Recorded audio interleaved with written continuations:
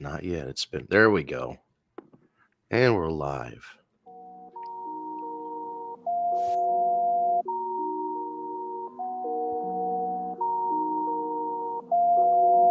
This the War Report coming live every Tuesday at 7 with Steve, Cat, Ryan, Amanda, and Eric. And the voice of NEW, Vince Berry. Hitting all the topics like a clothesline flurry. Turn up your speakers and hear them out. You can listen from your car, even on your couch. They too raw, who NXT? Handing out SmackDowns, follow on IG. Plus, it's sponsored by Tag Me a Date. Go to YouTube and sub now for every update. It's all wrestling here. No safe space. Now listen in. Time to hear from some of the greats.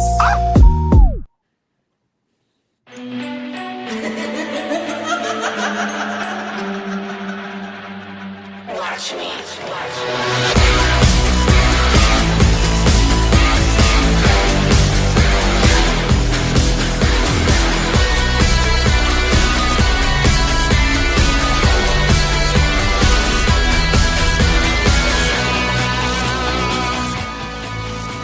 Well, I am not Steve, but this is indeed the War Report. We got the message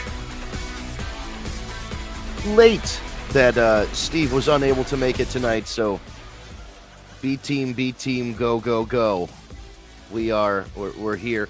And, dude, the other day I tripped over the cable that connects my camera over there to the computer that's over here, and I broke the cable, so now I have to get another one so I can use the camera that's over there now. It was my own damn fault. I tripped over the cable like an idiot. I knew it was there. That's a problem. It just wasn't Snitsky's fault. No. All right, we'll get rid of that thing. Where's that? Of course, to start off the show, it would not be a War Report without. Let's go to the comments. Just as I created the link for the show, and we started 5 minutes late, so thank you for tuning in. David, what's up, guys? Hey, David. Jassim is back. Excellent. All right, guys. Yeah, so I hope you guys are doing good. Jassim says yeet. All right, we're going to add Al. Tara's in. All right, everybody's here. The gang's all here. And then, of course, Chairman drops out just as Al comes in. It's a conspiracy, I tell you. We're the same person. Right, That's yeah. why I never show my face. It's like it's a grande Americano situation. It's like the chairman is like the evil version of my normal self. Dude, it really is kind of like that you guys are like. It's like he's Negatron, and I'm like Optimus Tron or something. Optimism Tron. Yeah, I was gonna say you're definitely the optimist in that situation. Oh my god! Because I always like looking at what ifs, and he just like, oh, this shit sucked. I love, and that my favorite part about it is that he like will just be like, yeah, it was good or it was fine or something, and then he'll just come and just be like, no, it sucked. That was terrible. Like that was the worst thing I've ever seen. And then we have to like, especially when he and Steve get into it. I think they've been doing that dance for about 30 years now. Oh, yeah, it's been a while for them. Oh, my goodness. So, did they ever wrestle each other? Because they have that kind of animosity. I feel like they must have, right? If they were both. I want to see them on LFG, man. Yeah, I mean, I would think, the way they go back and forth is like they cut a promo before. You know what I'm saying? Yeah, I wonder if they maybe had the. I feel like it's one of those things where they never had the match, so like that's still there, bubbling over. I think we need to find a place that will have the match. Oh no, I don't know if Steve's and Sherman's cover extracurricular activities, especially getting in a ring. You might have to sign a waiver getting in a ring, like all kinds of waivers. Oh my god! And like I love Steve, but he's seasoned. Right? He's a seasoned chicken at this point. Yeah, he's not a spring chicken. He's marinated. Yeah, he's definitely marinated. Yeah, we're Colt 45s over here. Oh, we're definitely Mad Dogs and Colt 40. Well, I mean, respectfully, I'm not that old. I know Vince isn't. No disrespect. Not yet, thank God. You know what? I'm lying. I drank some Coke 45s in my room. I mean, I've had Coke 45s. I'm just not 45 yet. Right, exactly. I'm not that age because Coke 45 was more like it came out. It was popular in the mid 90s, right? It was popular in like the 70s. It was an old school thing, and then like it was cool when it was Well, first I'm came saying, out. yeah, right. And like I'm saying, And it like in fell off. our time growing Yeah, up, it I like came remember back. like when it came back. I think it was the mid 90s, if I'm not mistaken. Yeah, I was Wasn't more it, Eric? referring to that I'm 45. Right. So And it's Steve and Kat as well. oh, right. All right. Yeah. So no, Yeah, so never mind. Steve shouldn't be hauling his 45-year-old ass back in the ring. That's probably not a good idea. Basically. And I don't Dave, know how old Chairman is, but he's probably, I would imagine they're around the same age. Although I have to say, Chairman must have like a skincare routine or something. Like I don't know. He's a young looking guy. well, you know, us dark skinned people don't crack. I was gonna say the Latinos tend to have. I'll say it for you, Vince. That way, there's no issues with the. Oh yeah, no. I mean, listen. I would say it. We don't crack. What's her name from Rosie Perez? Yeah, you know what I mean. She's one of those ones. She could be 80 years old and she's still gonna look good. Oh, here we go. And now we're all there. He complete. is. The gang is all here. Shit. Is that a Sprite Zero or is that? Yeah, it's a Sprite negative Coors Light. Oh, I saw the green. It's a Coors Light. Okay, Rocky Mountain High. Before we get into Cold activated. Yeah, it is. You got the Blue Mountains. We saw them.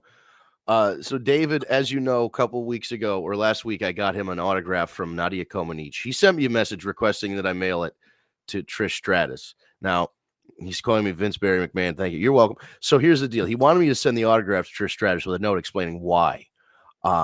I will honor that. You know, I've honored that request. I don't know how long it takes an autograph to go from, you know, the USA to Canada with all of the things that are going on in the world. But if I hear an update for you, David, also I feel like maybe I'll just go on eBay and get you a copy too, because I feel like, dude, I want you to have an autograph of Nadia Comaneci.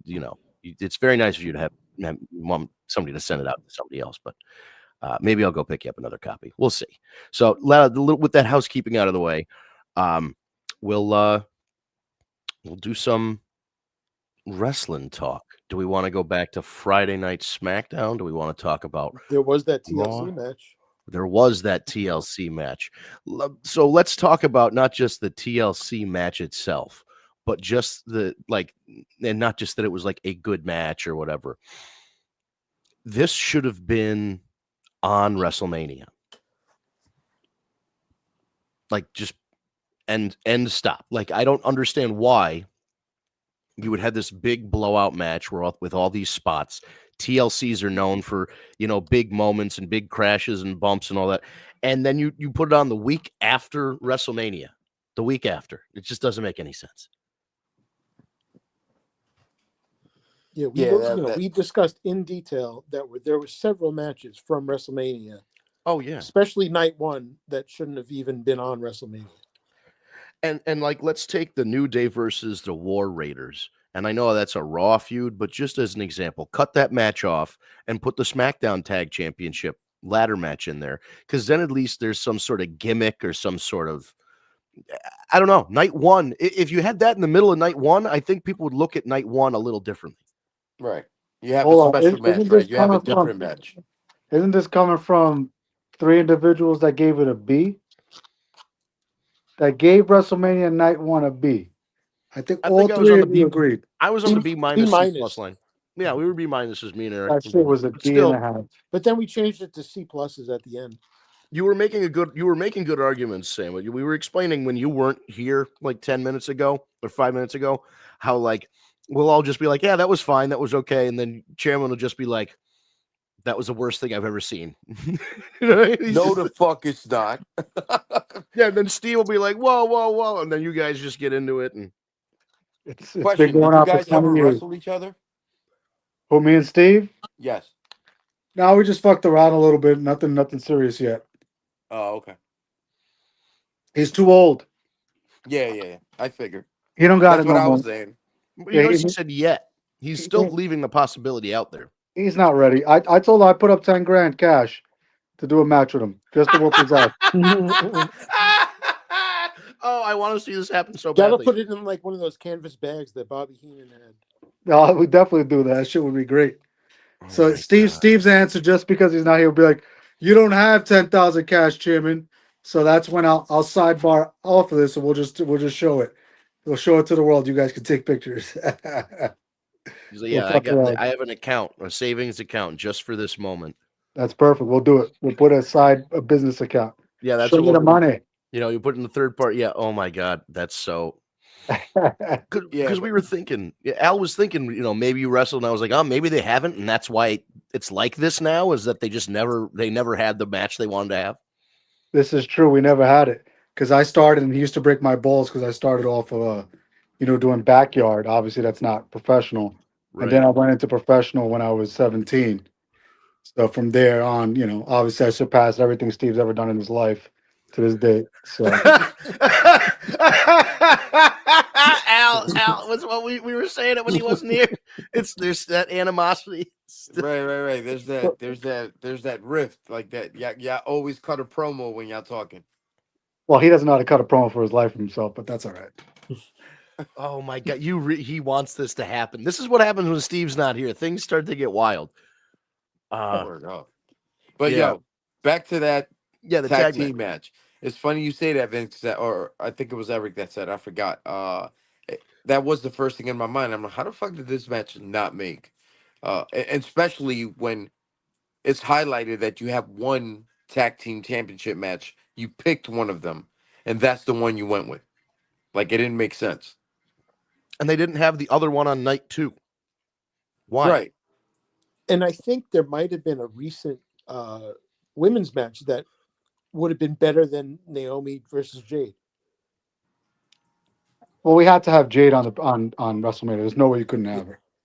Right. They were, the whole quality of the match aside, the whole storyline was set up for that to be a WrestleMania thing from like the first moment she got attacked and was off screen for that many months.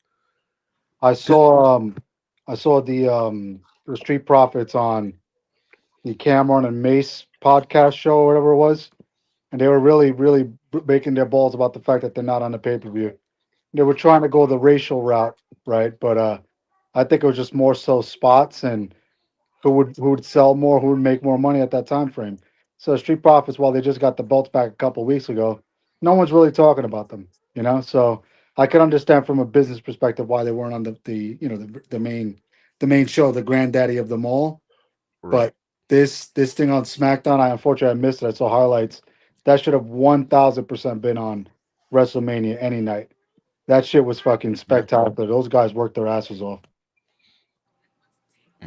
No, I agree, man. I think part of the reason why the match was so good was because they weren't on WrestleMania and they felt like some kind of way about it. And they're like, hey, you know what? I'm going to show you fucking guys.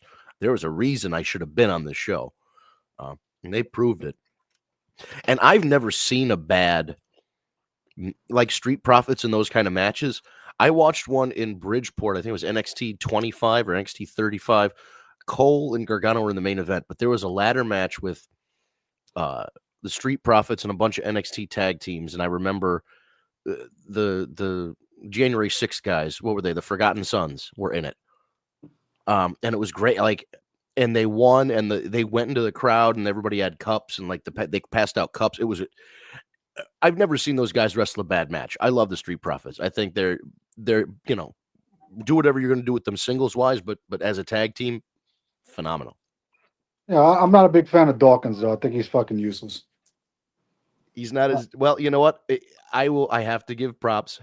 I was going to say he's not as useless as. Is he the D'Lo Brown of the team? No, I mean fucking D'Lo could work, man. D'Lo was a beast. Yeah. D'Lo could work, yeah. No, I was gonna say he's as useless as AJ Francis, but props to AJ Francis. I know I criticize this guy a lot. There was a spot in a TNA match where this kid jumped off one of those big posts in like an Ultimate X, and nobody caught him. There were 6 guys standing outside the ring. Everybody scattered. The only guy that even tried was AJ Francis sticking an arm out. And he's like, on Twitter, he goes, I almost tore my pec trying to catch this guy with one arm. If they all would have did what they were supposed to, that would never happen. No, The exactly. fucking kid landed flat on his face and his chest. And he did that. It's They a call it plancha. You got to be ready for those. and he probably It has was the a concussion because he did what they call a fencing response, which is when all your muscles tighten up, like his arms, like as soon as he hit the ground, everything, all of his muscles tightened up. He was out. Like that's like when you get knocked out in boxing and their arms go like that. He was out. He also, again, obviously, I'm not at his level. I'm an old man too, not as old as Steve. But the fucking kid, the guy should not have flipped that hard. He should have half-assed it, meaning, you don't go full speed on that one, especially when there's 6, 7 guys who aren't gonna fucking catch you. Either he has heat backstage, or he went 100%. He should have went 50, and that was it. And because part of it's like, yeah, I understand he's doing like one of those AJ Styles like corkscrew with a twist kind of things, and I wouldn't want to catch an ankle or like a boot to the head as he's coming down, or like there's a lot of joints and things that can just knock you. So I understand why they didn't want to do it, but also like Oh, bullshit! I'm sorry, This that's reminds me bullshit. of they that- shouldn't be stepping away. Never. If you agree that's to do somebody's it, you go there career. and catch the guy. Yeah, but I mean, even still, you're right. You could do 78 flips. The land is going to be the same. That's the point. The point is that's why you're there. You're stationed there to take the hit. But if you're going to move out of the way, the fucking kid is over. You could kill the guy.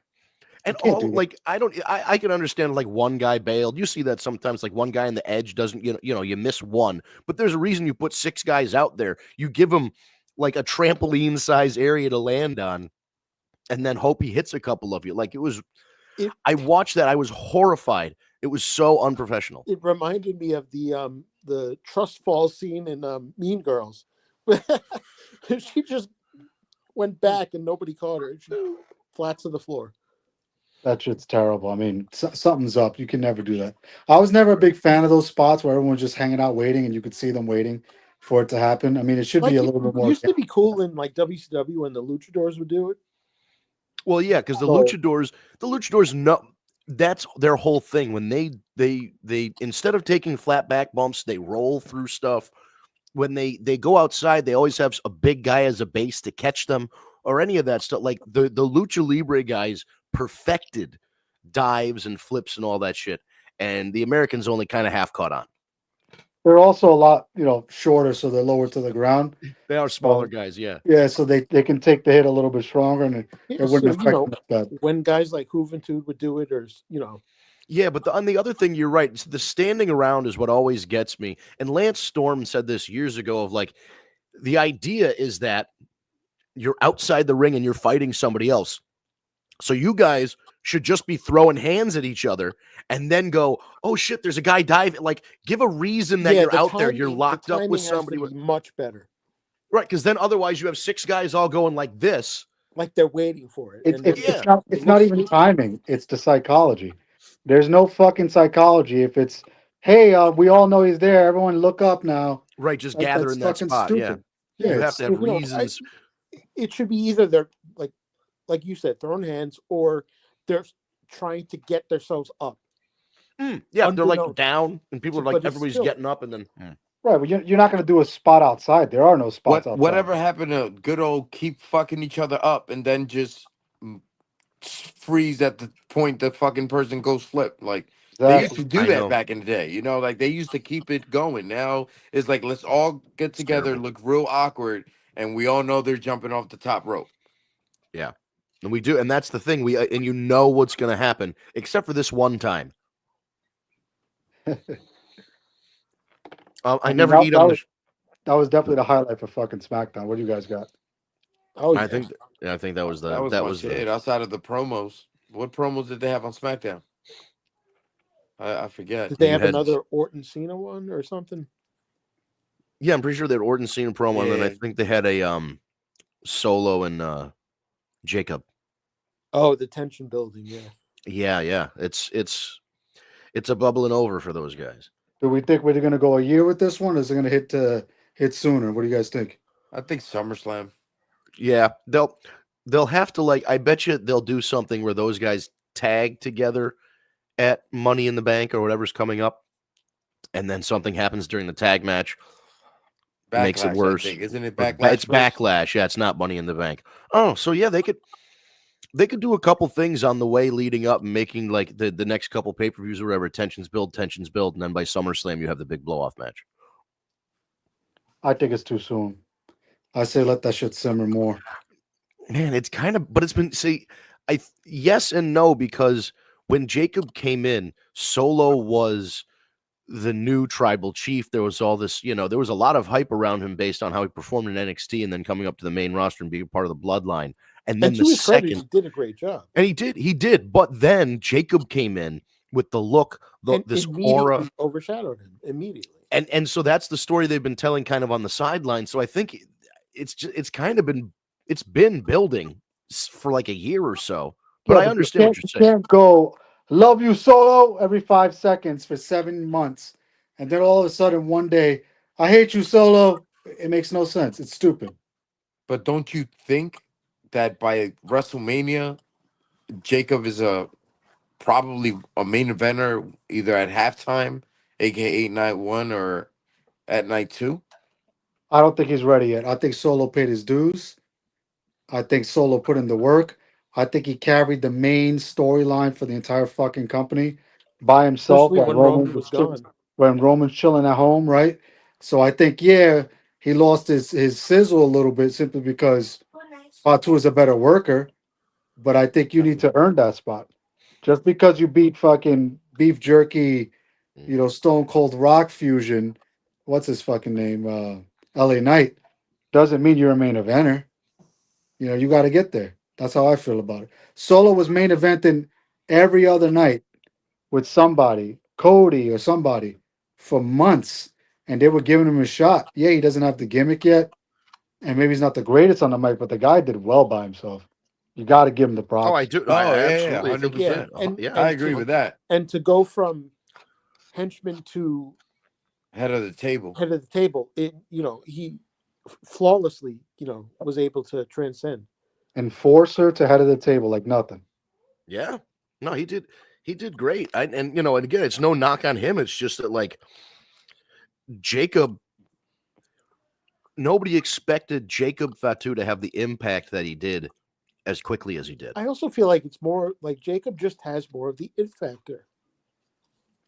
100%. He connects more with the but fan Solo's base. no slouch.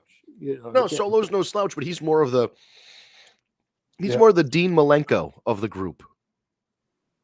Like, and not what I mean? only that, like I feel like his character is built for you to literally hate him. It's not for you to like him or like he's not a cool heel. Right. Jacob is more in that Stone Cold Rock line that is like, yeah, I'm an asshole, but that's why I'm a heel. But that don't mean you ain't gonna like me. Because it's real. This guy, there's a real life story behind all of this that makes it more compelling. He fully admits that he messed up the beginning of his life as a young man, getting involved in the activity that he got involved in and getting incarcerated. And just from that, immediately, when all these other guys, Lance Fatu and Alpha Jr. and all these other guys are wrestling, like every single one of the Samoans are wrestling, when he got arrested, the discourse online was, this is it. He's done. He's not going to get another chance because Vince McMahon's not going to want to hire him. We're in a whole different age, baby. And the real life redemption story makes him relatable, or like you want to root for him, but also it is like Stone Cold, but because it's like he's a real life. He's not just like a guy that's playing a badass. He's like a real life. It's like Meng. Yeah. He's just a badass guy. You just know there's it's nothing real. we love. There's nothing we love more than a redemption story, especially in America. So you got to go down to go up. That's just how this shit works. So I just think he needs more time, but he'll 100% be a main eventer. I just don't think he's a main eventer right now. I know you guys are high on him. Until when? WrestleMania? I would like to see him in more programs. You give the guy 7-8 months of dominating, every 30 days a new opponent. That should be great. Give him the skills on the mic, real skills, not the I mean shit from 1985, whatever the fuck it is. But I think the guy will get over even more. He has the talent. You got to give him the space now. The same way they did for Solo. Give the kid the space. Yeet is literally like at least a 10-year-old meme that got resurrected. Like WWE fans don't seem to care if something's like really old. Like we had Paul Burchill as like a pirate during the, you know what I mean? Like I fucking like that. I liked it too, but it was definitely goofy. But what I'm saying is, like, I don't know, the fans are willing to accept these yada mean and yeet and all this stuff. They're very accepting of it. The only one that the AEW fans that I observed were cool with was when I was on Long Island, and every 5 minutes during Forbidden Door they'd go yeah, which was because then one person would do it and then the rest of the arena would do it. It was hilarious. But they know they're not going to make fetch happen. So Yeah, No, that's a New York thing. Mm-hmm. Yeah, it was a very New York thing. So just clean up a couple comments before we move on. Terry just wants to say before saying anything else, have your 2 birthday shout outs. Happy belated 14th birthday to my beautiful niece Sophia. Hey Sophia, happy birthday. Happy birthday tomorrow to my handsome nephew Jackson. Hey, she loves you both so much. Happy birthday, Sophia and Jackson. Hope you guys have good ones. You got a very thoughtful aunt. She's always talking about you guys. Let's see. She thought the TLC match was crazy. She wants to remind you that she's older than all of you motherfuckers. And means you could whoop our ass. Definitely. Zelina Vega did win it. So we should talk about that. Oh yeah. Jay versus Logan Paul was announced for Backlash. Breaking new Bucks. Oh, I was watching that game before I got down here. Damn. Overtime too. So the Bucks got eliminated by the Pacers. Ooh. Excuse me. David has a prediction. LA Knight will win his 3rd United States Championship Backlash. I don't know about that one. Yeah, that's not happening. LA Knight's done. Yeah. No reason why. Oh, you can tell me why you want to send it to Trish. Tell us why you want to send it to Trish. I will entertain the why behind it. Vince, if you want, you could send me to Trish. I got it. Hey, you know what? How much would it cost to ship you to Canada? I drive there myself. It's all right. Okay, so here's the thing, Tara. What happened was I went to Long Island. Basically, kids, if there are any kids watching, alcohol is bad. Don't drink too much. Especially don't go out with your friends on a Saturday night. Have a couple too many. I drank this thing called soju, which is Vietnamese rice wine. And it tastes like juice. It tastes like a Capri Sun, but it's 11% alcohol. And I think I had 3 of them. Ooh. So I was sitting at the bar, drunk off of Vietnamese rice wine. And I pull up StubHub. And I find a $34 ticket for like the absolute rafters of Forbidden Door. And I buy the ticket. And then I wake up hungover the next day, make a couple sandwiches, and pack them up like a good Italian boy and drive my ass to Long Island. It was not a thought out plan is what I'm saying. This was impromptu. If I had more time, I would have come visit to you. And of course, David, yes, that's why you wanted me to send the picture, because Trish Stratus is the second perfect 10 next to Nadia Comaneci. I'm the perfect 10. If that was a good show to go to, though. Even if you hung over, you got to go to that show. Yeah. Listen, I had enough Arizona iced teas on the way there that I made up for it. I was ship-shape by the time it was showtime. It was a great show. I got to see Hechicero, like all the guys I've wanted to see live. Naito, I got to see Naito win. The match wasn't great, but I got to see Naito win the world title from Jon Moxley. Like, okay, there was some good shit on the show. That's a great fucking show. Osprey versus Swerve was on that show. Whoo! Oh my god, that was crazy. Yeah, all that for $35. Yeah, the strategy, if you really want to go to a show and you don't want to spend a lot of money, is you wait until like 1 or 2 days beforehand and you go on StubHub. I got tickets to Sasha Banks's thing for like the same, like $30, $35. That first one in Boston at the TD Garden. So like, just go on StubHub, man. It's there. Because what happens is a bunch of the ticket scalpers will buy a whole bunch of them. And then if the tickets don't sell the closer to the date, they drop the price. And then at one point, they're like, I just got to get rid of this ticket. And they drop it to something stupid. So even like with the fees and stuff, I might have paid $40 or $45, whatever it is when you add the StubHub fees, but like way lower than retail prices. But yeah, so the U.S. champion the women's U.S. champion, who we all regarded pretty highly and talked about the good work she was doing, Chelsea Green, loses her championship to Zelina Vega, which, not that I'm not happy for Zelina Vega and all, but Bullshit. what are we doing? What are we doing here? It's a little too late, and it's too coincidental that Aleister Black is back and he's on the same yep. show, so they got to put her over. I mean, Chelsea Green's the best heel they got on the whole fucking show, and she's fucking looks great doing it. So I mean, what else are you gonna do? Zelina, who cares about Zelina? They're too late. They should have put her over in Puerto Rico against Rhea Ripley. Yeah, that was the time, man. Tara didn't like it either. Yeah, it wasn't. Put her over then. Rhea Ripley could have won it back on fucking Raw. Who cares? But just put the girl over. Now it's too late. Nobody cares. She was the queen of the ring for nothing. 2 years ago, whatever the fuck it was. Right. She's God, done. that was 2 years ago. Oh my God. It's over for her. Nobody cares. No one's gonna believe a delayed Code Red is gonna beat, anybody, especially somebody who weighs 100 pounds more than her.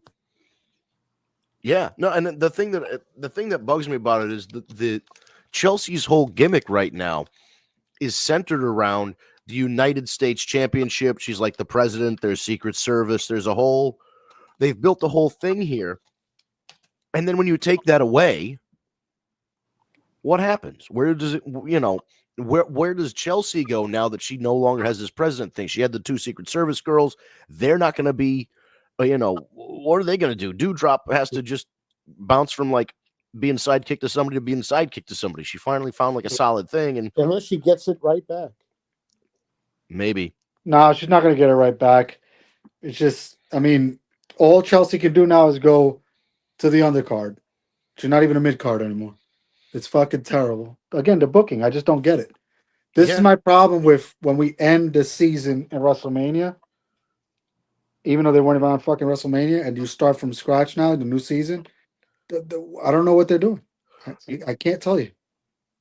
Every time something like this happens with like their booking decisions, I think back to the end of WrestleMania 40, where after Cody finishes his story and has this very heartfelt moment, blah, blah, blah, the last person to get music is Triple fucking H, who makes a full entrance with music down to the ring, and him and Bruce Pritchard and all the backstage guys hug each other and take a bow. And that was like, okay, that's it. Like, once you take the bow, the show's over. You've effectively, like, it was Avengers Endgame, and everything since then has been Shang-Chi and Captain Marvel. You know what I mean? Like, it's the Eternals. Like, we haven't had our Spider-Man or X-Men moment or we haven't had this generation of WWE's Deadpool versus Wolverine where it like breaks through since last year. But they can't. They booked themselves into a fucking corner. The idea was back in the day when somebody, the red hot baby face, the genuine baby face gets the belt. The locker room pours out of respect. Yes. It wasn't about the boss. It wasn't about the booking, even though we all know it's a work, Rock. But, it's literally respect for that person who's busted their ass to get there. And everyone who helped them comes on out, right? And just shows love. Throw them on the shoulders, show love. This was so forced and fake that it's like, what do we do from here? Now there's no place. Now they worked themselves into a fucking corner. Cody's got to sit out for 4 months, take a vacation, and come back. And no one's gonna give a fuck now. What are you gonna turn heel? Can't turn heel. No, in my mind, he's always the guy that the title goes back to at the end of this Cena run, whether it's on a Saturday night, Saturday night's main event or the last pay-per-view of the year or whatever. But I feel like it's going to end up going back. Cena's run is going to end at Madison Square Garden in December. That's it. But is it going to be Cody? It has to be. That would be the only thing that makes sense because that's where Dusty didn't get the belt. Oh, you're right. Oh my God. So Cody has one more thing to cry about. The Madison Square Garden main event. Oh, Christ on a pony. That's the way it should have been, in my opinion. I wouldn't have given him the belt last year because the chase, it puts you even over more. I would have made him lose twice. He could have cried about it for another 4 weeks, 6 weeks, whatever. And then they could have pushed it, and then Roman could have broke Hogan's record, which would have taken Hogan out. It would have been perfect. Do you see how poorly the fan base reacted to Cody losing at WrestleMania this year? Last year, it would have been 10 times worse, I think. That is true. That's a good point because he was more over last year than he is this year. But I It, don't know. I mean, it's what do you interesting guys think? because that RKO to Cena was, I don't know, made a bigger impact than the entire build up to Cena versus Cody. But Yeah. how many RKO's to Cena have you seen? Well, 1 billion. that's So true. you want to watch the same match of the same two creator wrestlers from OVW? Well, the thing is that now what it It's ends up a being little is different though with there's them. 20 years of history behind it. They're older, they should be a little bit smarter in the way they work. And now We Cena's the heel and Orton's the Right, baby. the dynamics flipped, and hopefully, here's my hope: we objectively saw this match way too many times from about 2006 until about 2014 Nine. or 15. Yeah, well, yeah. But especially, yes, 2009 through about 2011, it was beat to fucking death. And we're gonna get the same bullshit, just worse now because Cena can't work. I'm hoping it's better though. I'm hoping them being slower and No, older and wiser is you going to can't make have. it better. This isn't religion. We can't have hope. Okay, it's over. This guy is too old. He's probably gonna have 2, 3 matches left in his next 6 month span. Orton is great right now. He's probably the best he's ever been. But he can't. What is he gonna do? They're gonna do the 10 spots and it's over. And Orton's not gonna win. He's not No, getting the Orton's not belt. winning. No There's way. no way he's getting No the belt. way. So it's just a placeholder till Cody gets back. Yeah, Tara don't Yeah, get and it. plus, I get you it. know, think about it. It's only Orton because it's in fucking St. Louis. Yeah. Yeah, They would we have, knew that. We knew that from the beginning. He's on the fucking Right. post. and it would have been pushed and if it wasn't St. Louis, Orton's feud wouldn't have come this soon after WrestleMania. I feel like they would have milked the history between Cena and Orton a little bit more if the pay-per-view wasn't in Orton's hometown. Yeah, exactly. The They fact that rushed it a little bit because of that. I was upset about that part. I was hoping that was later on down the line. Yeah. the fact that DDP's move is still over is the whole point. That's all it is. It's the Ace Crusher, damn it. Couple Fuck quick Johnny Ace. Johnny Ace is a bum. they were asking, I believe what he means to say is The Rock ruined WrestleMania 41. That's fair. And Tara says, speaking of The Rock, I don't understand why he would say that. It's like he's actually trying to ruin the company now that he's well, here's the deal. Triple H and The Rock are not friends. They've never been friends. Triple H, Shawn Michaels, Kevin Nash, Scott Hall, all the Click guys 30 plus years ago got together in the locker room and said, we need to take over professional wrestling. And everybody thought it was a joke and thought it was a rib and thought it was a cute little, oh, too sweet me, this, all that, blah, blah, blah. It happened. They took it the fuck over. Yeah, and there's a certain subset. and Vince McMahon let one guy married into the company. Shawn Michaels, Vince McMahon's always been in love with that guy. He would let him do whatever. So of course he was going to be involved after he retired. But I don't think it's always been Triple H and Shawn Michaels versus The Rock and those other guys politically backstage. And now they're both executives and it's playing out at the executive level. You're not saying you don't get what The Rock. So yeah, The Rock basically. So Dave LaGreca from Busted Open. Dave LaGreca had damn near had an aneurysm. Oh my God, that was quite a rant. And then it was posted on Instagram, and then The Rock commented under it, basically telling him to hold your horses, little doggy, and wrestling's a work. We don't need to get all riled up over this. And The Rock also said he decided at one point to pull back from this feud, which doesn't fucking make sense. But he gave a little bit of an explanation, but it was also one of those you're The Rock, you're the most famous man in the world, or you're a billionaire. You don't need to be responding to Dave LaGreca from Sirius XM Radio. You know what I mean? What? It's like him commenting on Black Adam stuff. It's like, stop, dude. Just because people don't like it, you don't have to force it. Right, but also he does hold some weight in that avenue, right? In the podcast world, he does hold some weight. Even last year's Cody Crybaby bullshit, right? But I think if we're just gonna keep it 100 and keep it real about it, the issue is not The Rock not being there or that The Rock fucked up the storyline. The Rock's filming a movie with Scorsese. It is what it is. He can't get out of that. Scorsese's like Jesus Christ of films, right? So Scorsese's not going to be like, okay, go ahead, possibly get fucked up like the last time you wrestled with Cena at WrestleMania and blues or every fucking organ you had. You can't Right. do that. The last time I think he did that shit, they cost the film like what, like $10 million or some shit because And he was hurt. months and months of waiting for him to Delays. heal up. Can't Yeah, do, you that what can't do was that. what was it? That injury after Mania 29. Yeah, and it was the Yeah, Hercules MetLife. movie. We were there for that. We were all there. Yeah, we were all there. Yeah, and you wondered why the match stunk. He tore his friggin' whole oblique or ab or whatever it was in like 5 minutes in. That's why you got to have multiple obliques like me. And yes, Tara, it is. It is stupid. He's a girl. Like this really reminds me of when people didn't like Black Adam, and The Rock just had to keep talking about Black Adam, and it's just like, just move on, Dwayne, move on. I like Black Adam. That shit was good. People did not. The Fucking reception of that Superman movie. coming out at the end. That shit was great. Yeah, but now it's like James Gunn is in there. They're not going to bring back. If they're going to bring back Black Adam, I think he's going to be recast. James Gunn is going in and changing everybody. Yeah, James Gunn ruined most of the good shit, but that's another story.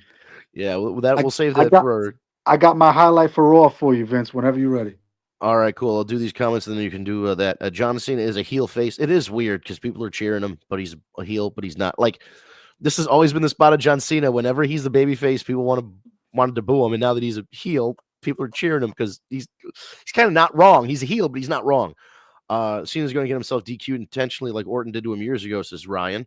Maybe that would be an interesting callback. And he did say he's planning on ruining pro wrestling, so maybe. The biggest way he could do that is to bring out Vince Russo, but we can't have that. I just think Cena should just fucking continue with the belt and take it home. And then they got to do some bullshit tournament. Like January. He could literally ruin wrestling. It would be great. I love that he says, I'm taking it home. I'm the best. I'm the last. That's it. Wrestling has to start over after me. And I'm like, part of me is like, I love that. I love the idea that John Cena was so good that he won the title and nobody could beat him. And he just took it home. And they're like, well, I guess we got to make a new one. Well, they could just take the shit away from Jay and start from scratch and have one world title the way it should be. Oh, man can dream. One world title and one night WrestleManias. What a world we would live in. We're spoiled. That's all it is. We were spoiled as youngins.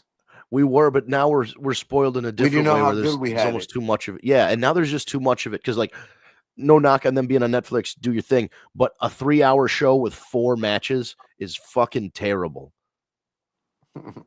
Why? And that's actually been the trend since the first Netflix show. You remember that? Yep. It's all about the promos and moving the story along. And then they had a couple of 2.5-hour ones. And while as an old man, I appreciate it because I can get to sleep in a decent hour, but it doesn't mean it's a good fucking show.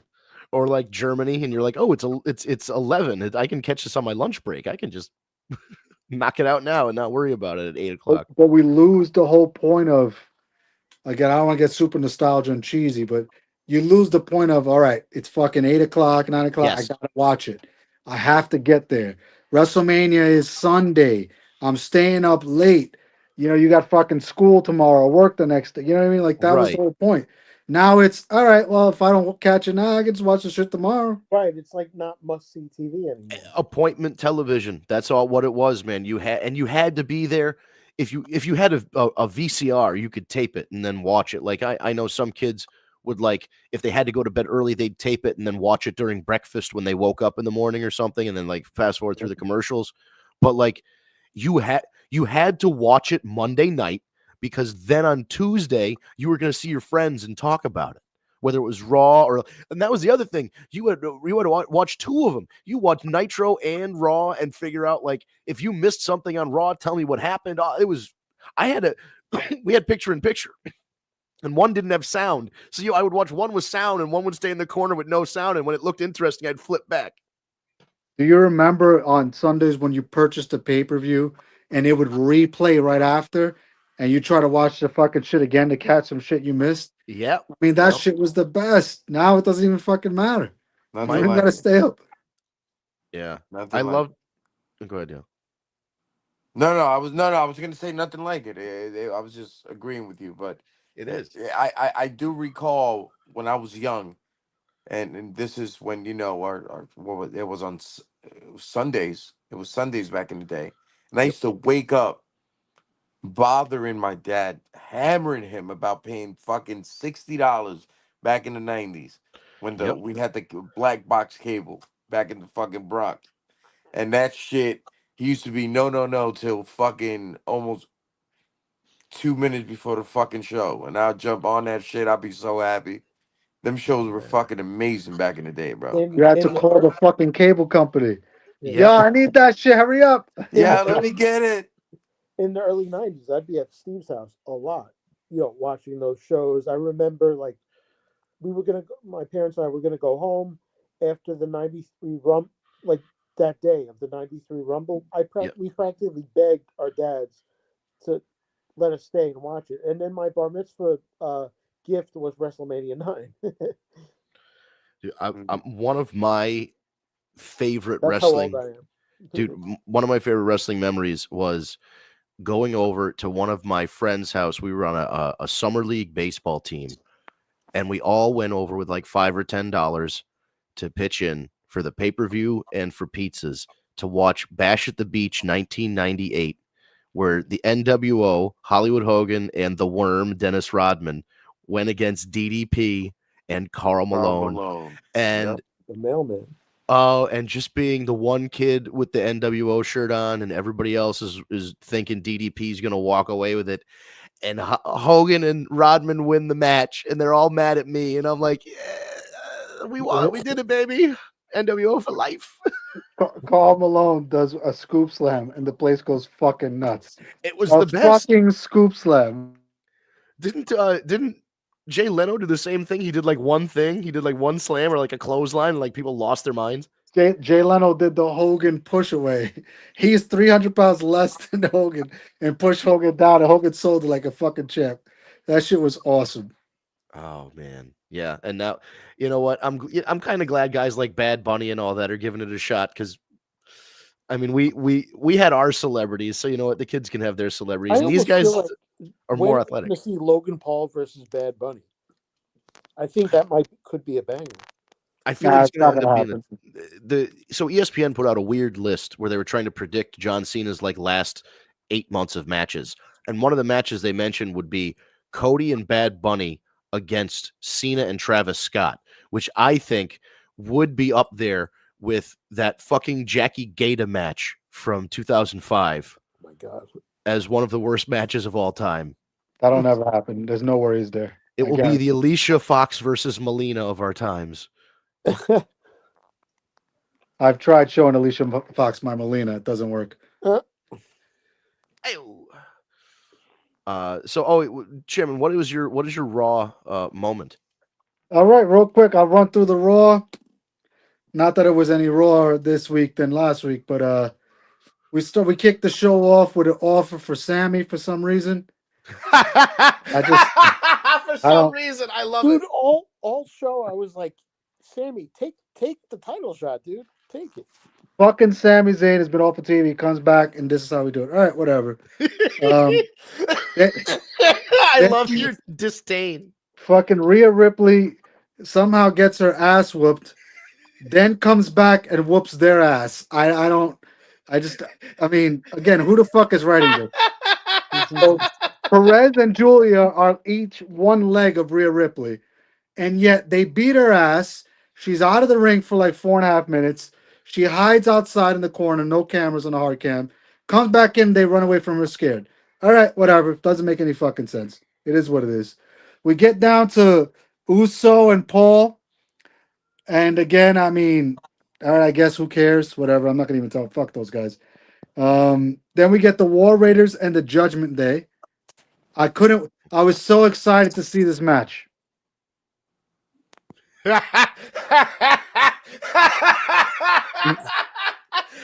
Somewhere I know Steve is probably busy right now, but somewhere there's a future where Steve's driving to work tomorrow listening to this I with can't fucking smoke believe it. coming out of his ears. I can't fucking believe it. Like, really? JD Madonna? All right, whatever. It is what it is. Then we get the man versus the mini man talking about the IC strap.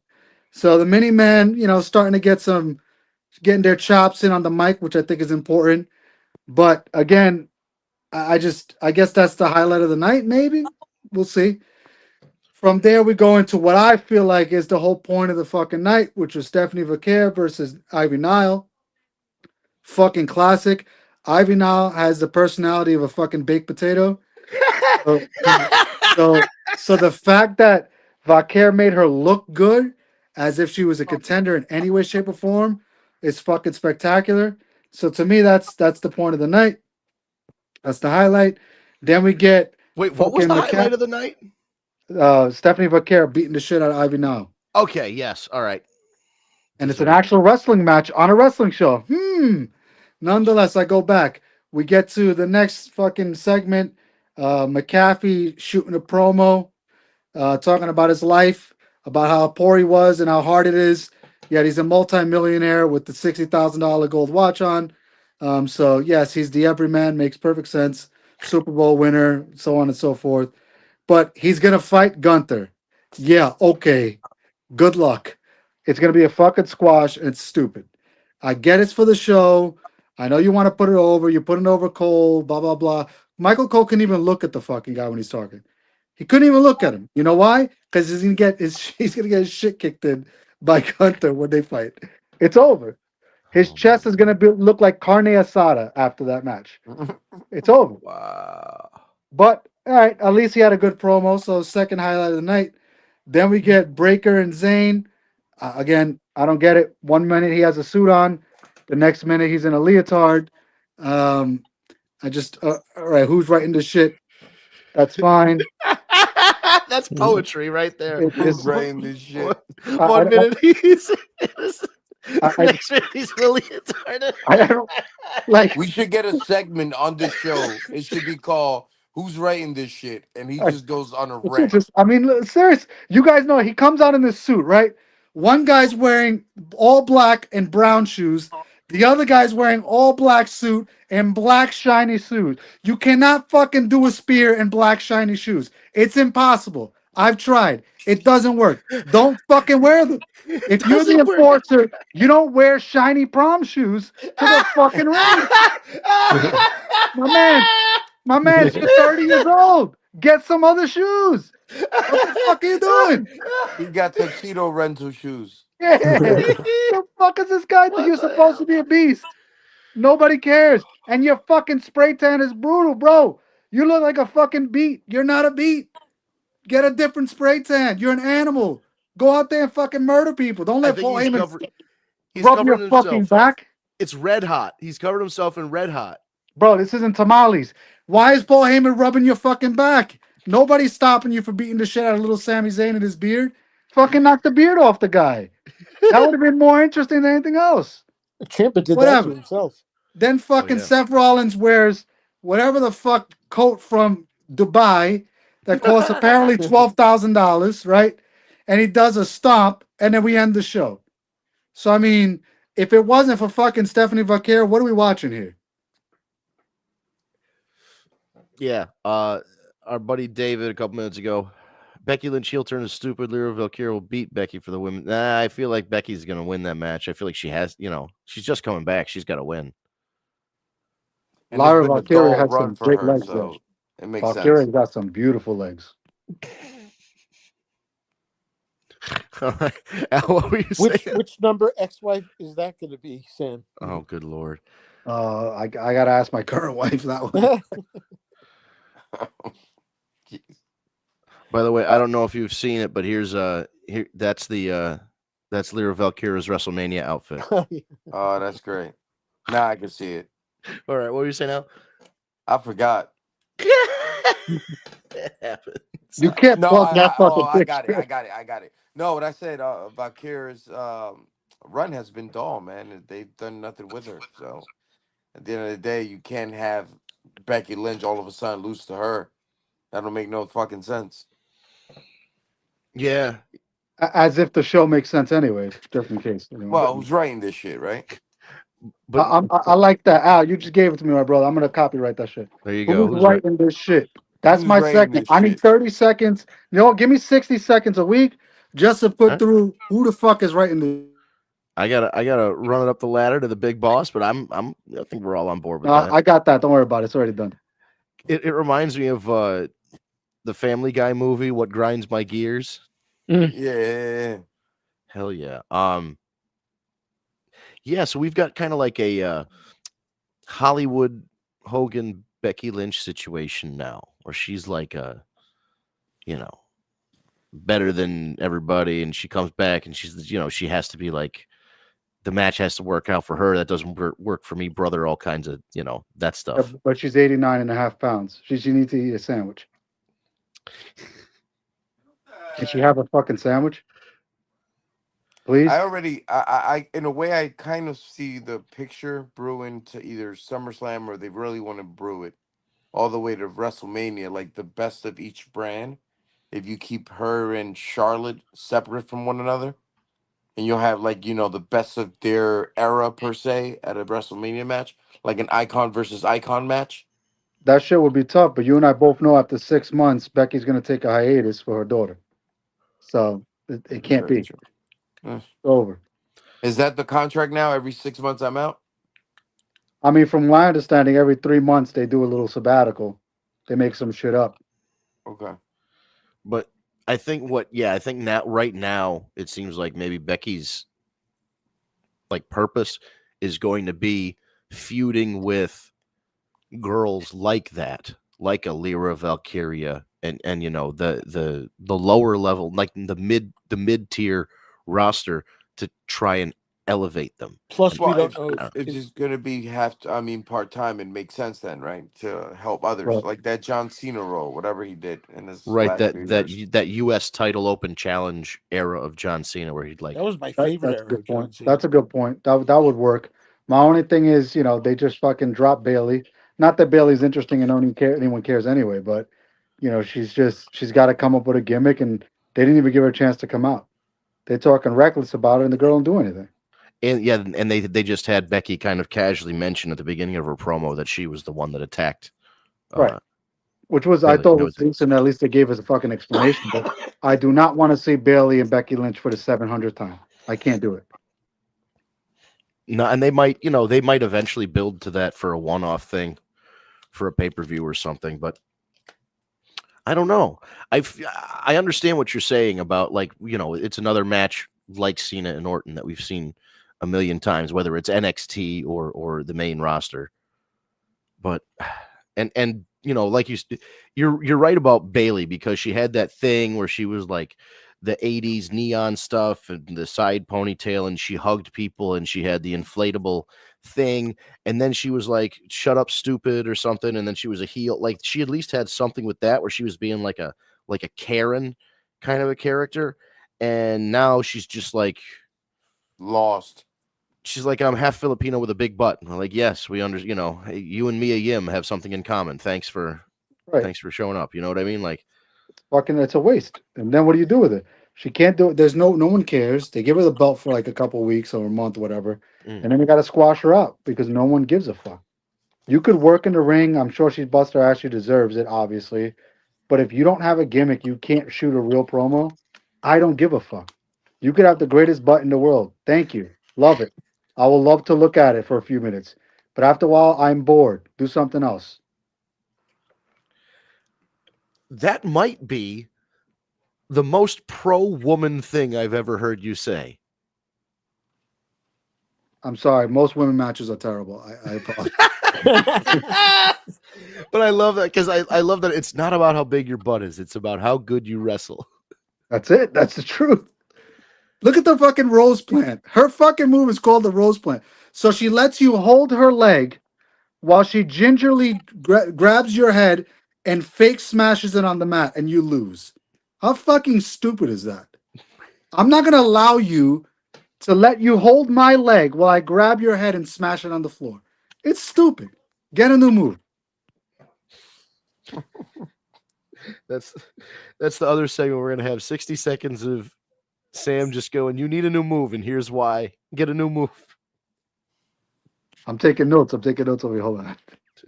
Because, dude, I think the same. Every time I see Jade Cargill hit the Jaded, Like, this is the worst thing I've ever seen. Like, why are we still doing this? You know what's the best is that when they jump for her and she's always a second or two late when she's lifting them up. That's the best part because that's when you could really fuck up somebody's arms by accident. Right, yeah, going at the wrong time. They Uh, always go at the wrong time. yeah. All right, Tara, have a nice night. She's gonna get going. She's got an early day. Hope you're doing well. I know you just had surgery, what, last week or the week Oh, we before? just hit our hour. I just realized that. I Yeah, just we looked just up. we hit the top of the hour, man. We've been blowing through it. Yeah. Before we go, I think we'd be remiss if we didn't mention the passing of Steve Mongo McMichael. Oh yeah, that was terrible. After a long battle with ALS, and say what you want about him. Look, a lot of us have said, why was he a horseman, or this and that, but he was a legend in the NFL. A couple of rings with the Bears. Yeah. And I read, though, that the reason he was a horseman was because he was like that outside the ring, he'd outdrink Flair at the bar. Right. Flair always said Mongo embodied the spirit of the horseman more than anyone else in the group. And I must say that I did enjoy his actual, the turn, like him on Kevin Green and the briefcase that Deborah had, and that whole thing. His feud with Jarrett, he won a U.S. title too. He wasn't the best wrestler in the world, no, but there was no guy until intensity. And you could tell he loved what he was doing. He loved pro wrestling. He was very, he was so game to do. Wasn't he was one of the ones that seconded LT in that match against Bam Bam at Mania? And WWE lowballed him, which is why he went to WCW. Yeah. So otherwise, he probably would have been wrestling him at the and next his little dog, right? Him and Pepe.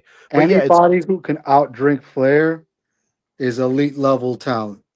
It's that simple. Yeah. And you got to give his pop when he got the U.S. title. And again, Jarrett was so over as a heel that whoever went in the program was going to go over, which is the point. That's why he was so talented. But to be fucking outdrink Flair, 2, get the fucking U.S. title and get a pop like that. That's still a top 10, top 15 pop of all time for a fucking terrible wrestler. Those WCW crowds, dude. I'm watching. The WCW YouTube channel has a live stream that is just looping old WCW shows, best. And it goes back to old NWA stuff from the 80s too. It doesn't just play night, but it plays the whole era. And those crowds love wrestling, and when somebody they like the baby faces are so over in that era, it's amazing. Even the low card guys are getting fucking crazy pops. Look at Ron Simmons winning the world title. Huge. They all said too unanimously that Mongo was an animal. He was stronger than fucking Farouk. They said the guy was a beast. He would toss everybody around. Didn't matter how fucking big you were. So you got to give the guys props. Rest in peace. He was a legit and dude, and he survived a devastating, and I know Ryan's been through this with his mom. It takes over your body slowly and just shuts parts down. And whenever you saw one of his ex-teammates or Ric Flair and the other wrestlers visit him, he was still Mongo. The rest of his body was so broken down, but he was always smiling. God bless Ric Flair for being there for him till the end. Yeah. Oh, that's a real, that's a real friend. Say what you want about Ric Flair. He's not a saint, but the guy, he always did right by the people that he cared for like that. He paid for most of his shit, and he canceled 2 shows, New Jersey, PA, and New York, I think, or maybe 3 shows, just to be with Mongo and his family, which is, that's a real friend to me. Absolutely. 100%, man. That's, and as Atara said, before she signed off, R.I.P. Mongo. And we have a couple, I guess I'll address these because we have David and a new commenter going back and forth here. Nature Boy 420, which is that's a great name. WrestleMania 41 was awful. David Roska says, thank you for saying that. It was stupid. Which here's what I didn't know: $36K for the Canadian dollars for the VIP package. So that's still 20 something, 30 grand of US money. The greed is next level under TKO and Big Nose. That's half the reason why I wanted to read this, because it said Big Nose in there, and he had to get the shot in. Billy Kidman was dope as fuck in WCW. The Rock, The we pop know the he Rock. got winning the cruiserweight title. That's another pop. First of all, if you can get over just going out and scratching yourself like a crack fiend, that's fucking awesome. The 7-year itch. The He would 7 just- year, yeah. He would just scratch himself and do 4.5 moves, and he was over as fuck. Yeah, and it was. I mean, it was all in that, and he had like the world's worst shooting star press, but that was part of it. You'd look at it and go, he might die.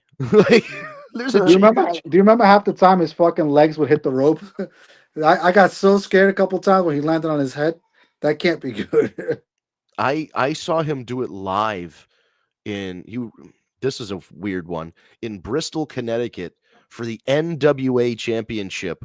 Christian Cage wrestled Billy Kidman, and Kidman did the shooting star, and he doesn't go out into the middle of the ring. He goes there. I don't understand how he gets so close to the turnbuckle flipping off that thing. He almost necked himself while trying it. It was crazy. Oh, Jesus. I mean, when he was in WWE, remember he gained like 60 pounds of muscle. So he definitely looked better. He was an animal, but again, no gimmick, can't talk on the mic, so he's fucking useless. They were, and I only know this because I used to talk with Danny Doring a little bit. Danny Doring got signed to like FCW or something at the time, or Deep South, one of those. And when Kidman wasn't working as a solo act, they were going to put them together as either brothers or cousins because they looked alike. Yeah, but Doring could fucking work. Doring was the man. Yeah, he was a fucking worker. Oh. Wow, that kid was talented. And he's another guy that's like, there were a lot of those guys that that ECW, like, they could have been bigger stars, and he was definitely one of them. He was such a good, solid guy, good look. He could talk. Like, he was a total package. There was a match. It was like him and Roadkill against Christian York and Joey Matthews. Oh my God, it killed. Yeah. That was a fucking sick match. Good call. Wow. Very good call. Damn. Fellas, I gotta go real quick. I'll talk to y'all next week, man. Good. All right, man. We'll see you later. Yeah, and we'll finish up here in a little while. I'm gonna blaze through these last couple comments. Nature Boy 420. The Rock sold his soul to Helly Weird, and also has been cloned. You and David are gonna get along swimmingly. Please stick around. Nature Boy, we do this Tuesday nights, 9 p.m. Eastern time, so stick around. We're here every week. The greatest WCW champion of all time, 556 days. That must have been, was it Flair? That must have been Flair. Nobody else held that title that long. Jassim took a picture with Finn Balor, Big E, in Grand Falls and met him. He met Ziggler, met Jordan Grace. That's a good one to meet. And he needs one with Cena because Cena is his favorite. Take a picture with Sheamus. Dude, yeah. All right, cool. Man, you're all over the place. He's traveling to go take these pictures. He was in Albany. He's in Detroit. Damn, world traveler. Wish Pat would stop calling Michael Cole the GOAT. He's not. JR is the GOAT. You know what? Can't argue with that one. Michael Cole's definitely over the he's been solid for a long time, but like, he was very overproduced when Vince was around. He was really only comfortable when it was him and Taz, and they could kind of like joke around a little bit, but then still Vince was in his ear. Finally, like, he got to show a little bit of personality and like do his own thing. He's like producing all of the announcers now. Good on him for all that stuff. But yeah, I mean, JR, there's no way you can't say a guy like JR or Gordon Soley or Gorilla Monsoon or whatever isn't the GOAT of announcers. If JR didn't have all his medical issues, man, he'd still be the fucking, to this date, the greatest ever. Yeah, but he's like fucking 80, isn't like, I mean, there's a point where just like, man, not the, enjoy your life, man. Go retire. Go like ride off into true, but when you're a fucking voice to a generation, to a soundtrack, right? It's hard. You know what I mean? Look at Walter fucking Cronkite. Look at all these guys. You know what I mean? Fucking Dick Clark. Their voices is everything. No matter what. Yeah, of course. Yeah. I mean, Rush Limbaugh was literally like dying as he was doing shows, and he was still doing radio shows. So yeah, it's the same kind of thing, man.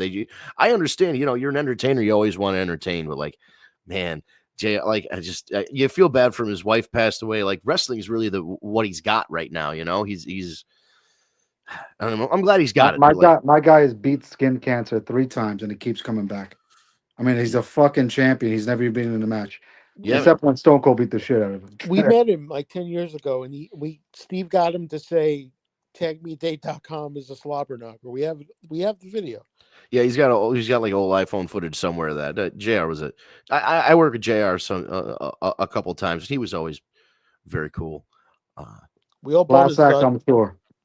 his barbecue sauce that day.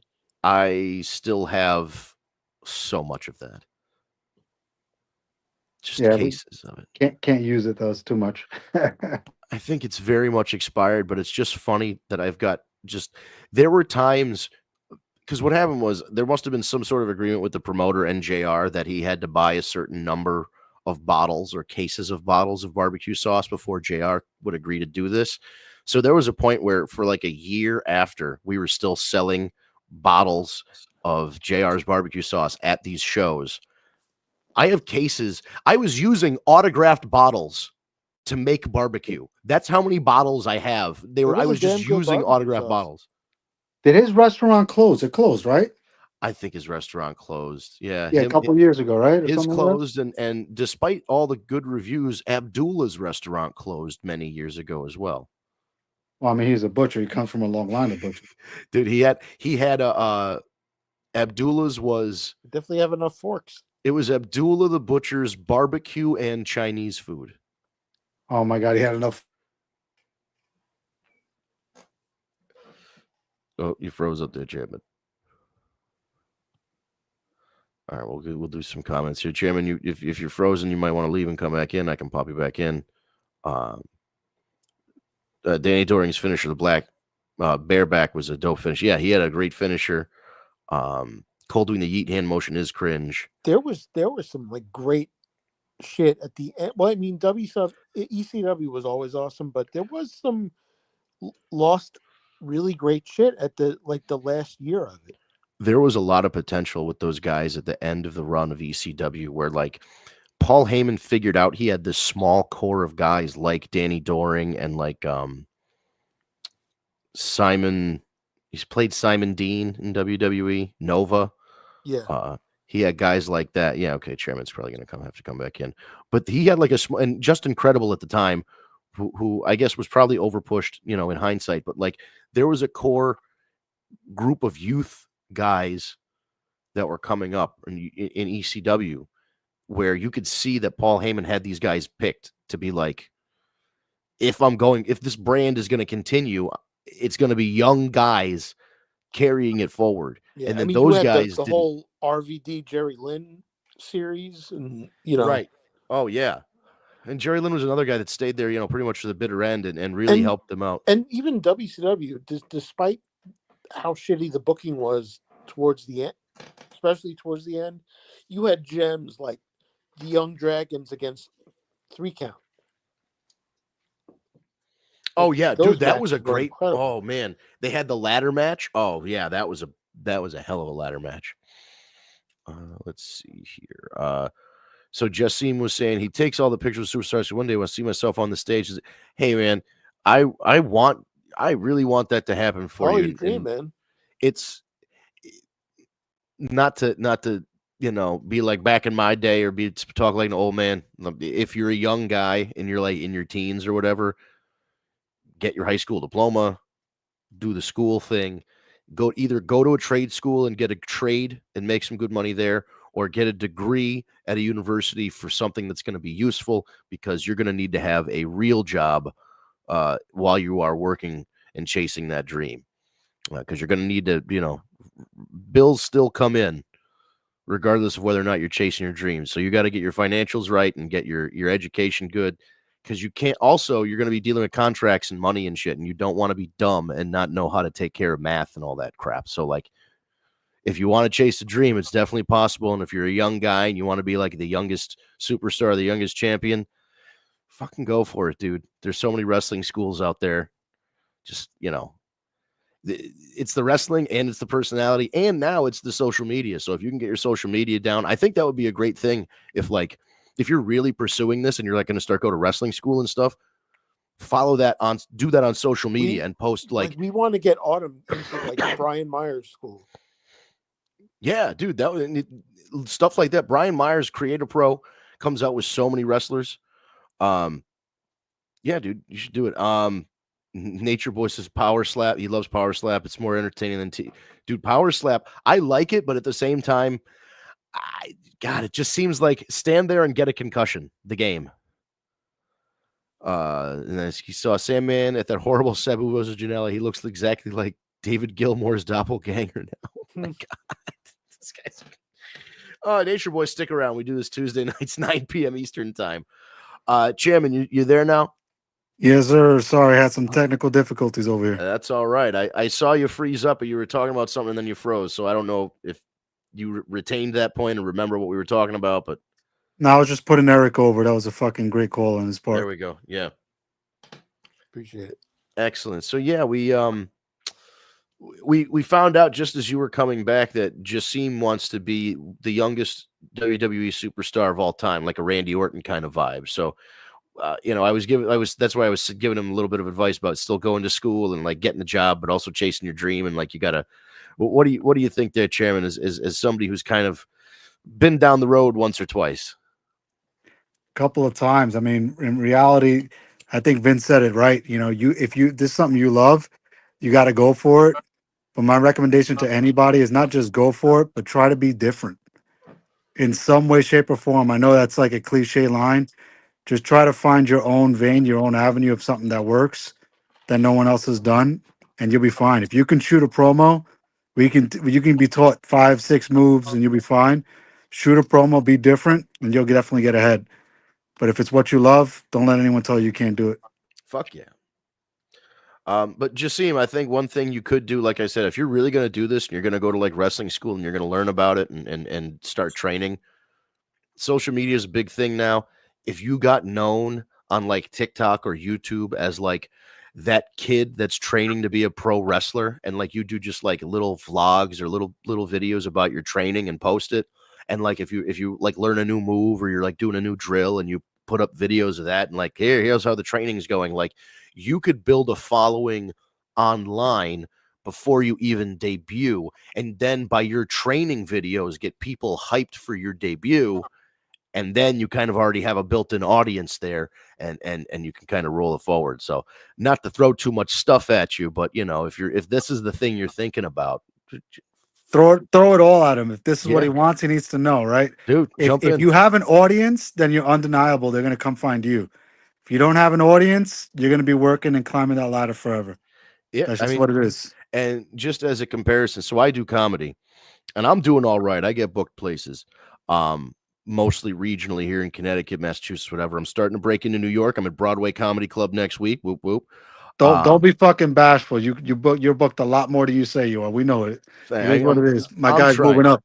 I'm trying. But there's a guy from Connecticut. His name is Jimmy Cash, and he is was legitimately a janitor at a middle school, and he got a following on TikTok by filming comedy skits and videos while he was a janitor, and got such a following that while he was pursuing his stand-up, he got popular on TikTok from these videos, and now sells out comedy club. Like he tours comedy clubs all over, not just the Northeast or whatever. He's going all over the place now because he has so many millions of followers online. So, you know, it's a lot about the modern era of being famous or whatever is getting that online thing, getting that social media spark, that viral video or whatever it is, the following.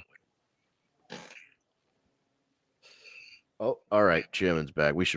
Let's see. All right, Chairman. Any final thoughts before we wrap it up? No, your show is on the 9th, right, in the city? Yeah, it's on the 9th.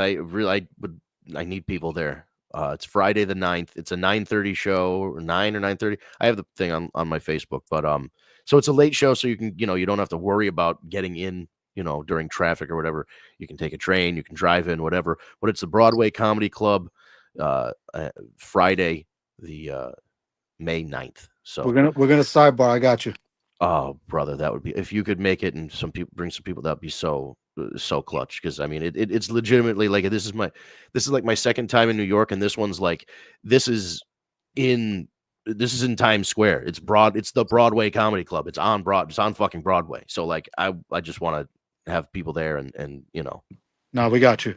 Hell If you yeah. ever make it to North Carolina, I'm there for you. But Bro, if I start making it, listen, if there's a point where I'm traveling to North Carolina, you motherfuckers don't need to worry about tickets or anything.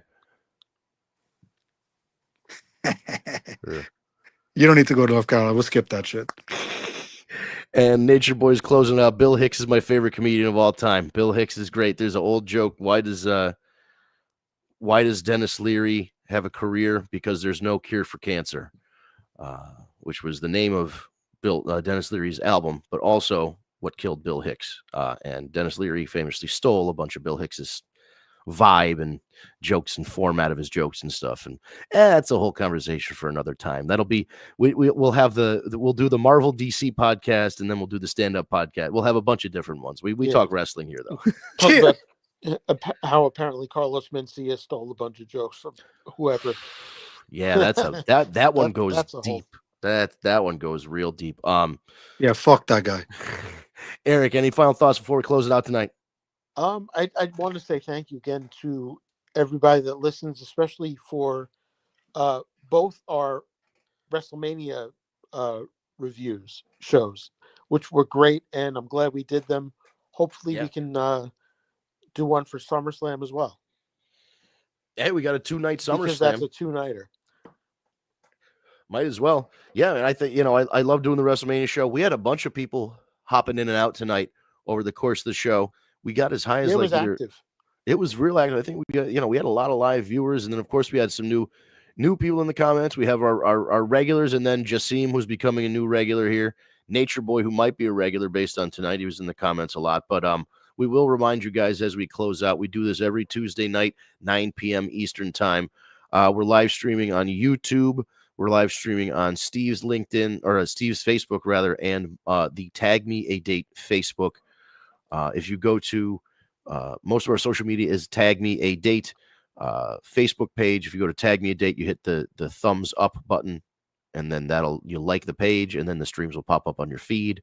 If you go to YouTube, type Tag Me a Date in the search bar, and you will see our channel pop up. You hit the subscribe button, you hit the bell to get notified when we go live or when we upload a new video. And then you can follow us on social media, Instagram, Twitter /X. All that stuff is Tag Me a Date with no spaces. It's all one word. And TikTok is the War Report Podcast. And you can see some reels or shorts on there as well. I love this. The Nature Boy never changed. Bill Hicks faked his death to become Alex Jones. Now, I don't if you listen to InfoWars, 24/7 conspiracy theories, they're turning the freaking frogs gay. They're putting the shit in the water. Oh man, I could do another 20 minutes of an Alex Jones impression, but I won't do it, guys. We'll be back. If you want to do the audio version, we have the podcast on Stitcher, SoundCloud, Spotify, Apple Podcasts, Google Play Podcasts. Type in Tag Me a Date, type in the War Report. You'll see the logo that's in the corner there. You'll see it in the description. Just hit the subscribe button. The audio goes to your device about an hour, within the hour of the show going off air. Ryan grabs the audio for us. And that's that. We'll just be back next week, 9 p.m. Eastern time. Real quick before I go, thank you to David, Jassim, Tara, Ryan, and of course our new commenter, Nature Boy 420. Thank you guys so much for tuning in. If you like the show, we're back next week. Tell your friends, give it a share, give it a like, all that good stuff. All those shares and likes and all that helps more people see it. And if you got a friend that's a wrestling fan and they're looking for a new podcast, give them the link. We'll be back next week, 9 p.m. Eastern time for another edition of the War Report After Dark. Thank you guys so much for tuning in. Have a great week.